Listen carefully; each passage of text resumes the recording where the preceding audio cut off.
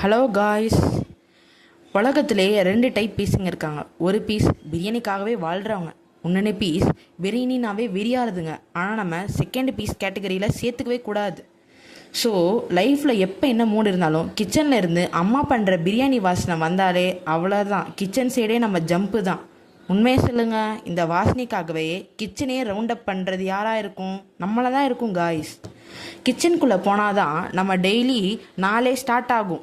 அம்மா ரெடியா, அம்மா எப்போம்மா தருவ, அம்மா முடிச்சிட்டியாம்மா அப்படின்னு 10 தடவை கேட்போம். அம்மா உடனே சொல்லுவாங்க, இருமா மசாலாலாம் வேகவே இல்லை, வெளியே போ அப்படின்னு சொல்லி திட்டுவாங்க. ஆனால் நம்ம அங்கேயே தான் நிற்போம். ஹோட்டல் பிரியாணிலாம் 10 நிமிஷத்தில் வாசலுக்கு நேராக வந்துடும். ஆனால் அம்மா பண்ணுற பிரியாணி ரொம்ப நேரம் வெயிட்டிங் லிஸ்ட்லேயே தான் இருக்கும். சோழியை முடிச்சிருவாங்க. ஃபைனலி சுட சுட பிரியாணியை இறக்கி வந்து பிளேட்டில் போடுவாங்க பாரு, செம்ம டேஸ்ட்டாக இருக்கும். ஆனால் அம்மா நம்மளுக்காகவே தேடி நல்லா ஜூஸியாக இருக்கிற பீஸாக போட்டு நல்லா சாப்பிடுடான்னு சொல்லுவாங்க. அதுதான் அம்மாவோட அன்ஸ்போக்கன் லவ். இது எதுக்குமே ஈடாகாது. ஆனால் ஃபைனலாக ஒரு பைட் வைக்கும்போது ஒரு ஜாய் வரும் பாரு. ரைஸு, ஸ்பைஸு, சிக்கன் எல்லாமே பர்ஃபெக்டாக இருக்கும். அடுத்த 15 மினிட்ஸில் பிளேட்டே க்ளீன் ஆயிரும். அதுக்கப்புறம் வரும் பாரு ஒரு ஹெவி தூக்கம்.